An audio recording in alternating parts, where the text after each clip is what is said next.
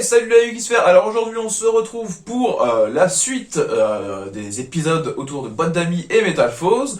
On arrive déjà à la 4e vidéo. C'est une petite vidéo que je vais centrer un peu plus du coup sur les invocations synchro possibles via Boîte d'amis, les loops qu'on pourrait imaginer autour de ça. Des choses qui peuvent être très intéressantes, qui vont peut-être vous intéresser, qui vont peut-être aussi vous donner des perspectives peut-être méta dans cette version aussi. Ça c'est à vous de voir, hein, parce que ça va commencer à devenir des choses qui offrent des possibilités, mais bon ça on découvrira encore plus loin dans la 5e vidéo où là je parlerai un peu plus de ça. Donc bon, on va découvrir un petit peu un Métalphose Talking. Alors, pour cette version, bon, ça va être une version qui va plaire beaucoup plus peut-être aux joueurs qui aiment jouer en tournoi. C'est une version qui vous apportera peut-être un peu plus de compétitivité. Je dis pas que ça forcément ça gagnera, hein. Après ça c'est à vous de bien gérer vos decks et votre ressource, comment vous le gérez, hein, bien sûr, parce qu'il a quand même un très haut potentiel. C'est quand même avec moi que Métalphose, j'ai quand même pu gagner sur pas mal d'années de méta, hein, j'ai pu aller jouer sur certains jeux deck YCS avec une partie de cette version. Quand je dis une partie, c'est effectivement une partie que je ne pouvais plus jouer ces dernières années avec les links, mais que on peut retrouver maintenant avec les nouvelles mécaniques. Même si la partie pendule, comme depuis le départ, toujours bloquée un petit peu, mais on a quand même quelque chose de plus stable peut-être ici. Alors, dans cette version, je me suis permis du coup de virer certaines cartes. J'ai enlevé un des vectors. J'ai quand même laissé les monstres poupées, Miss Maren, parce que dans les faits, effectivement, le bonheur poupée, on voudrait quand même pouvoir peut-être encore l'activer dans le doute. Donc, pour l'instant, voilà, faudrait peut-être plus de tests. Peut-être au final, je retournerai qu'à une parce que je me dirais bon, allez, le taux de chance que j'en ai une dans la main de départ, ce qui me bloquerait pour la suite des loops est rare, mais dans ce genre de cas, je préfère des fois en jouer deux. Hein. On connaît le principe, hein, pour les chevaliers gemmes des problèmes de grenat ou de saphir quand ça se jouait.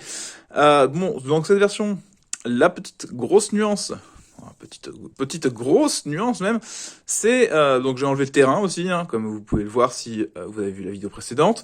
Je ne joue pas le terrain qui va avec Boîte d'amis, je ne joue plus le papy des métaux. Par contre, j'ai cherché deux nouvelles cibles dans la destruction de Boîte d'amis, des cibles que je vous ai présentées dans la première vidéo et qui, moi, me plaisaient énormément. Donc, le pilote structure psy et le dragon labradorite, qui vont nous offrir à la fois l'accès au X6, voilà, sans avoir besoin du terrain. Voilà, si on avait besoin en X6, on peut aller chercher le Dragulas. On peut, moi j'aimais bien dans cette version-là, quand je l'avais joué à l'YXS à l'époque, il n'y avait pas de Dragulas, je jouais au-delà de l'Utopie, qui est très sympathique, hein, parce que c'est le Utopie niveau 6, rang 6, hein, pas niveau 6, qui nous permet de dire que quand il arrive sur le terrain, il passe l'attaque de tous les monstres adverses à 0. Donc, très efficace pour passer son OTK, hein. Très très efficace. Donc souvent oublié, hein, justement ce Utopie de rang 6. Voilà. Mais surtout, ce qui m'intéresse avec le combo pour sortir pilote et dragon laboratory qui sont 6, c'est le fait que je peux sortir Tzolk'in Ultimaya. Et là vous allez me dire, mais attends, mais Jackie, tu nous as pas dit que franchement Boîte d'amis elle disait que ils peuvent pas être utilisés comme matériel de synchro? Oui, effectivement. Ils ne peuvent pas être utilisés en tant que matériel de synchro, on est d'accord. Sauf que ici, ce n'est plus des matériels de synchro pour le Tzolk'in Ultimaya, mais une invocation spéciale, et non une invocation synchro, qui demande d'envoyer les matériaux ciblés au cimetière pour la faire. Donc, dans ce contexte, ce n'est pas considéré comme une invocation synchro, c'est une invoquée comme une invocation spéciale, et dans ce cas-là, je peux me servir du fait que mon dragon labradorite est un monstre synthoniseur. Et voilà, donc ça c'est un petit trick que j'avais adoré m'amuser à faire à l'époque. Voilà, il y a plein de gens qui jouaient avec des Gofu. Je dis pas que Gofu c'était pas mal, hein, j'aimais bien avoir Gofu et Boîte d'amis, mais Mais effectivement, ça m'offre, moi, d'autres façons de faire le Soul King. Pourquoi s'intéresser au Soul King, pour ceux qui connaissent pas le Soul King Ultimaya? C'est un monstre synchro qui va avoir comme niveau traité niveau 12. Il nous dit qu'il est invocable du coup spécialement en envoyant les monstres de minimum niveau 5 et un synthoniseur et un non synthoniseur au cimetière. Et après il nous dit que si une fois par tour lorsqu'une ou plusieurs cartes magie piège sont posées sur votre terrain, sauf durant un damage check, vous pouvez invoquer spécialement un monstre synchro électromécanique ou un monstre synchro de type dragon de niveau 7 ou 8 depuis votre extra deck, et il est non ciblable par des attaques ou des effets de cartes tant que vous contrôlez un autre monstre synchro. Voilà, donc c'est quand même assez pratique du coup, maintenant que vous le comprenez, avec les Metal Force, qui vont permettre d'aller poser directement des magies pièges depuis notre deck. Donc de pouvoir faire l'effet d'Ultimaya directement dès le tour où on l'invoque. Ce qui est intéressant aussi avec Ultimaya là-dessus, c'est que il nous invoque plein de dragons au choix, hein. Donc là, sur les dragons que moi j'ai choisi pour aller avec Ultimaya, donc vous pourriez en jouer d'autres, hein, parce que j'ai choisi celui-ci aussi, hein, mais c'est mon choix à moi, bien sûr. Donc là, moi j'ai choisi un Lumicatrice Dragon Rouge Arche-Démon qui va détruire tous les monstres à effet sur le terrain. Voilà, et infliger 500 de dommages. Donc, qui dit monstre à effet dit que nous on joue beaucoup de monstres qui ne sont sans effet. Donc éventuellement on peut sortir un Lumicatrice sans avoir peur de détruire tout notre terrain, parce que on va avoir quand même éventuellement des monstres sans effet. Après, effectivement, le Ignister Proéminence est un dragon synchro 8, donc il rentre sur le Soul King Ultimaya, ce qui nous donne une possibilité supplémentaire de sortir si on n'a pas le Luster. Et ce qui est intéressant dans ce cas-là, parce que il va nous permettre de dire que on peut sortir le Luster derrière, hein, directement depuis le deck. Là où beaucoup vont mettre le dragon synchro de l'aile de cristal, moi j'ai mis son prédécesseur, hein, parce que je le trouve trop joli, moi je l'ai toujours adoré, vu que je l'ai ouvert en Ghost, celui-là, l'autre je l'ai pas en Ghost, le cristal, donc je préfère jouer mon aile claire, qui fait des effets aussi sympathiques pour bloquer et annuler des effets adverses. Bien sûr, vu qu'on joue le pilote, je me suis dit, allez, go, on va jouer le Seigneur Structure Psy Omega. Voilà. Lui, il marche pas du tout avec le Soul King, hein, mais il a quand même d'autres possibilités de sortir que vous allez voir avec les cartes que je vous ai pas encore montrées ici. Et pareil, dans les cartes qui vont pouvoir sortir avec les monstres éventuellement synthoniseurs qui se cachent ici, on va avoir le Horus métaphysique, que je vous ai déjà parlé un petit peu dans d'autres vidéos, que je vous ai déjà parlé sur du robot bureau, mais je vais vous rappeler quand même son effet, parce que celui-là vraiment, moi je l'adore. Et vous allez, parce que plein de gens qui vont dire pourquoi ils jouent ça? Non. Si cette carte est invoquée par synchronisation, vous pouvez activer les effets appropriés selon les monstres non synthoniseurs utilisés comme matériel synchro. Si on utilise un monstre normal ce tour, cette carte face recto n'est pas affectée par d'autres effets de cartes. Et si c'est un monstre à effet, vous pouvez cibler un autre monstre face recto sur le terrain, annuler les effets de la cible. Et si on utilise un monstre pendule, votre adversaire choisit un monstre qu'il contrôle et vous en donne le contrôle, mais il ne peut pas attaquer ce tour. Voilà. Donc, moi, ça m'a déjà permis de récupérer des destroyers Cosmo en obligeant mon adversaire à me refiler le contrôle de son monstre à certaines époques, hein, où effectivement, le joueur de Cosmo avait pas très bien compris ce qui se passait, parce que, non, mais c'est pas ciblable. Oui, mais je m'en fiche, moi, c'est toi qui donne. Voilà. Donc, c'est vraiment une très bonne carte, le Horus métaphysique, sachant que avec l'archétype Metal Force, on a des monstres pendules normaux, donc on peut activer quand même deux effets. On peut utiliser aussi certains pendules à effet, bien sûr, pour utiliser en tant que matériel non synthoniseur. Mais ça nous donne pas mal de possibilités de revenir sur la game.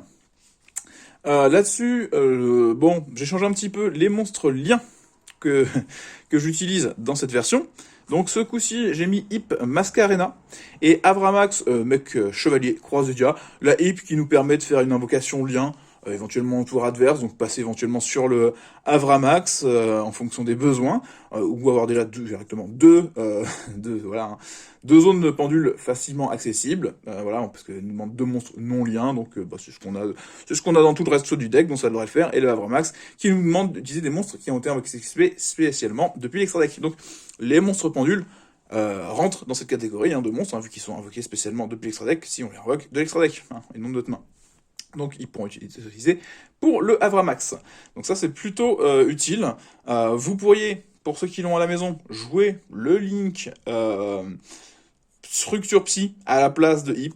Vous allez comprendre au vu de la version. Donc dans cette version, j'ai fait un petit peu du net dans certaines des magies pièges.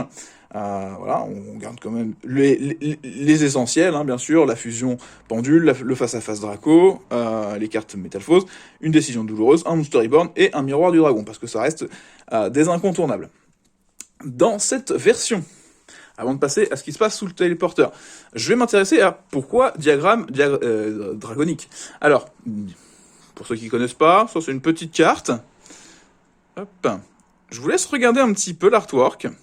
Et en fait, de tilter que, mais sous le diagramme dragonique, c'est un peu des métals fausses qui sont en train de rendre fort quelqu'un qui serait pas Master. Ah oui, c'est Master, le véritable Draco Assassin, qui est en fait sur l'illustration au moment où il va se transformer en Master, le véritable Draco. Comment il s'appelle c'est le véritable Draco tueur. Voilà, le Draco tueur. Voilà, celui qui est banni, du coup. Donc là, tous les monstres véritables Draco ou roi véritable sur le terrain gagnent 300 d'attaque def, et la première fois que chaque monstre véritable Draco ou roi véritable invoqué par sacrifice va être détruit au combat ou pas, chaque tour, il n'est pas détruit. Et une fois par tour, vous pouvez détruire une autre carte que vous contrôlez ou dans votre main, et si vous le faites, ajoutez une carte véritable Draco ou roi véritable depuis votre deck à votre main. Donc là déjà, le diagramme, moi ce que j'aime bien, c'est qu'il détruit la boîte d'amis directement. Et comme je vous l'avais dit dans des vidéos précédentes, si vous avez suivi, je vous ai dit que le lore, effectivement, entre le Draco Assassin et les Métamorphoses était largement lié. Et je vous parlais effectivement pour moi, du vrai Master P, celui où je me fais la moitié du temps quand on me dit ouais Master P, c'est chiant, c'est embêtant, il est banni. Alors pour tous les joueurs qui à chaque fois râlent quand ils disent ouais Master P banni, c'est triste. Voilà, moi je leur disais mais Master P il est pas banni en fait, le vrai, le véritable Draco Assassin, le premier du nom que personne n'a joué. Quasiment, je pense que je suis un des seuls trolls qui trouver justement en fait grâce à Boîte d'Amis un moyen de le jouer efficacement à pas trop cher et qui soit full rentable et que je trouve même plus intéressant que le Draco tueur moi dans mon utilisation. Donc il est ni invocable normalement ni posable normalement, uniquement invocable spécialement depuis votre main en sacrifiant un monstre Draco Assassin et un monstre Draco Seigneur. Et non invocable spécialement autrement. Et une fois par tour, durant le tour de chaque joueur, lorsqu'une carte ou un effet est activé, vous pouvez annuler l'activation et si vous le faites, détruisez la carte. Voilà. Donc, là, on a déjà un bon petit condensé. Et on va finir quand même sur, si cette carte est contrôlée par son propriétaire et détruite par une carte de son adversaire, au combat ou par effet de carte, vous pouvez invoquer spécialement un monstre Draco Assassin et un monstre Draco Seigneur depuis votre deck. Donc, en clair, pour ceux qui n'auraient pas compris, on va mettre les cartes en relief. J'ai boîte d'amis et diagramme dragonique. J'active mon diagramme dragonique. Boîte d'amis, je pourrais l'avoir aussi via bonheur de poupée. Dans le deck, maintenant. J'active diagramme dragonique, je fais son effet, je détruis boîte d'amis depuis mon deck. J'ai le droit d'invoquer un petit vecteur pendule, le Draco Seigneur, un master pendule, le Draco Assassin, ok, et d'aller tuto, au passage, le Master P, le véritable Draco Assassin. Donc, grâce à ça, je peux directement sacrifier mon Master, mon Vecteur, pour invoquer mon Master, et avoir quelque chose qui, instantanément, va me protéger des futurs nuggets derrière. Est-ce que je sais pas si certains comprennent un petit peu ce que ça peut faire, mais ça permet de pouvoir continuer à faire son board facilement. Alors même si c'est dommage, comme on l'a déjà dit, aujourd'hui on pendule un peu moins d'extra deck, donc je pourrais en rependule qu'un par rapport à avant, mais ça reste toujours que j'ai une 2950 qui va être boostée de 300, donc effectivement une 3250 qui fait un effet de negate magie piège monstre une fois par tour, et qui, quand il est détruit, va invoquer un Vector, un Master depuis le deck, ou un Luster même, depuis le deck. C'est extraordinaire. Ça veut dire que, même des fois, dans certaines loupes, moi je m'amuse à me le une fois que j'ai fait la negate, parce que mon adversaire a essayé d'activer une trap pour me gêner une de mes loupes suivantes, je fais la negate, puis je détruis mon Master avec une de mes scales pour réinvoquer de matériel. Voilà, et même invoquer éventuellement, comme je disais, le Luster qui permettrait de passer à la synchro. Donc, vraiment, ça c'est la carte complètement oubliée pour beaucoup de joueurs, effectivement, qui n'ont jamais considéré ça, parce que quand ils ont joué le deck avec Diagramme Draconique, ils ont pensé qu'avec les cartes suivantes, les véritables Dracos, et les rois véritables suivants, hein, mais pas le premier, le Draco Assassin. Et là-dessus, bon, moi je joue quand même, en plus du Master, pour avoir éventuellement 2 fois l'effet de diagramme, ou éventuellement avoir l'effet de diagramme si j'ai déjà le Master en main, et pour jouer le Métaltron 12, véritable Draco combattant. Donc le Métaltron, qui du coup, effectivement, est une des versions de ces fusions avec les Métalphoses, et qui rentre parfaitement dans l'archétype Métalphose, parce qu'on va voir que il nécessite 3 sacrifices pour son invocation sacrifice, sauf qu'on peut utiliser des monstres, des magies et des pièges continus, hein, pour l'invoquer. Donc, et après, il est non affecté par les effets de cartes du même type que les cartes qu'on a sacrifiées pour l'invoquer. Vous voyez? Et derrière, on arrive à le gérer malgré ça, hein, cette jolie 3000-3000, on a le droit d'invoquer... on peut invoquer spécialement un monstre fusion synchro ou X6 qui est terre, eau, feu ou vent depuis notre extra deck. Voilà. Donc, gros pépère, pareil, il est très sympathique. Très sympathique dans un deck Métalphose, parce que il nous permettrait de sacrifier la combinaison, de pouvoir éventuellement sacrifier le bonheur de poupée une fois qu'on a été la chercher, et de pouvoir avoir un gros pâté à 3000, hein, qui est inaffecté partout. Hein. Donc ça, c'est quand même toujours très fort aussi. Et en plus, il est géré, et on peut sortir encore un monstre depuis notre extra deck. Ce qui fait qu'au moment où il est sorti, lui, je jouais, par exemple, un autre guerrier le guerrier d'une autre planète, hein, qui nous permet de dire que plus personne ne peut faire d'invocation spéciale. Donc ça, c'est quand même toujours sympathique à considérer. Voilà. Donc c'est pour ça qu'effectivement, dans les cartes de destruction de boîtes d'amis, effectivement, on en a de plus en plus, hein, surtout grâce au bonheur de poupée, mais il y avait déjà le diagramme que moi je conseillais de jouer déjà x1 ou x2 dans les decks Métalphose, boîte d'amis, pour ça. Parce que, effectivement, comme je vous dis, hein, vous avez soit une negate, soit un gros bill inaffecté, c'est vraiment très sympathique. Et puis, comme je dis, c'est le lore, hein, c'est le lore. Moi, je me fie au lore. Je me fie au dessin, c'est joli. Voilà.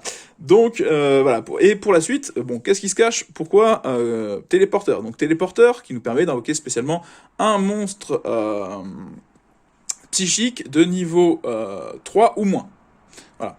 Donc ça, c'est plutôt pas mal. Et on le bannit à la fin du tour. Si on s'en est pas servi. Donc, dans Métalphose, on a déjà... la sirène et le bismuth-pièce. On pourrait, dans cette version-là, peut-être rentrer Oise Argent à la place d'Orducteur. Ça change pas grand-chose, parce qu'effectivement, on fait pas beaucoup de X6-4, donc ça changerait pas trop de choses, normalement. Donc on peut jouer le téléporteur pour ça. Mais pourquoi jouer le téléporteur? C'est qu'effectivement, téléporteur qui est à la fois bon pour notre petite chose, ça nous permet de jouer aussi Ogre Fantôme et Lapin des Neiges, donc qui, lui, est un synthétiseur 3 pour sortir le Horus, métaphysique, mais qui est aussi un synthétiseur qui peut faire son effet soit en le défaussant de notre main, comme Entrap, soit en le sacrifiant de notre terrain, parce que beaucoup de joueurs l'oublient. Donc, téléporteur, en fait, c'est comme si on se donnait ça nous donne un accès rapide à Ogre Fantôme. Et un accès qui est loin d'être mauvais. Donc, voilà, moi je le conseille. Si vous voulez jouer un petit peu plus en façon compétitive, où effectivement, aujourd'hui, beaucoup de joueurs ont besoin de jouer de la N-Trap. Bon, moi, j'en joue pas forcément. À part, effectivement, là, parce que je me dis, j'ai un téléporteur, c'est utile. Ça ne vient pas gêner ma mécanique vraiment de mon deck. C'est au contraire, ça me donne le choix de pouvoir faire plusieurs ouvertures possibles. Voilà, éventuellement. Donc, pourquoi pas mettre Ogre Fantôme. Donc, j'en ai mis 2, avec 2 téléporteurs. Comme ça fait comme si on avait plus ou moins 4 Ogre Fantôme. Et vu qu'on joue notre ami pilote Structure Psy, et c'est pour ça que je vous disais que vous pourriez jouer le Link Structure Psy, je me suis dit, autant jouer des fois le Gamma. Et pourquoi autant jouer le Gamma? C'est qu'il faut être honnête avec soi. Diagramme, boîte d'amis, bonheur, c'est des choses qui prennent un petit peu des N-Trap, hein, qui prennent des haches, qui peuvent prendre des Ghost Ogre aussi, qui peuvent prendre des choses qui les gêneraient. Donc, vu qu'on joue déjà le pilote dans le deck, ça ne fait pas trop briquer de éventuellement jouer les pièces de structure psy gamma en supplément pour pouvoir avoir un synthoniseur supplémentaire qui peut nous permettre de faire le seigneur structure psy oméga, bien évidemment, mais qui va nous permettre aussi de pouvoir répondre et même de faire bon bah là ça c'est un peu normalement c'est secret maison hein, de pourquoi je jouerais des gammas dans ce deck, mais c'est effectivement imaginez-vous euh, bah j'ai mon diagramme, ma boîte d'amis, je propose de faire l'effet de diagramme et en pétant boîte d'amis, et bah soit mon adversaire il va vouloir faire H sur diagramme, soit il fera H sur boîte d'amis, et j'ai encore la possibilité à ça de pouvoir répondre avec un gamma. Ce qui me permet, au moment des résolutions, si du coup j'ai annulé ça H, éventuellement, normalement, à part s'il me fait un gamma lui aussi, hein, mais bon, on va pas faire des battles de gamma, mais si je lui annule, comme ça fera que gamma, il va arriver, hop, il s'invoque, il fait venir son copain structure psy, on a déjà 2 monstres, et à la résolution, boîte d'amis peut être détruite, va me permettre d'avoir 2 monstres supplémentaires, le diagramme me permettrait d'avoir un tuto, bon ça marcherait aussi avec une échelle métalphose, hein, dans un sens, ça nous permettra d'avoir des cartes supplémentaires, 2 monstres supplémentaires, donc là on peut faire un premier lien, on peut faire un premier synchro, et avoir encore quelque chose d'autre avec ce qu'on va sortir de boîte d'amis. Donc vraiment, notre adversaire là il va vraiment avoir le somme, parce que bah, là où bah, ça le sauvait déjà des biens, bah, d'annuler boîte d'amis, on est d'accord, hein, on est d'accord, je suis honnête avec le deck lui-même. Alors, embêter boîte d'amis c'est pas gentil, mais bah, là effectivement on pourra aller encore plus loin et nous permettre de bloquer complètement toute la combo de blocage adverse, hein, toute cette entrap, et nous permettre de lancer notre deck. Si on s'était avec diagramme, de pouvoir sortir comme ça, et ben notre copain, le véritable Draco Sassin, le vrai master, et d'avoir à côté un Oméga. Hein. Donc du coup, on fait de la negate, on bannit des cartes.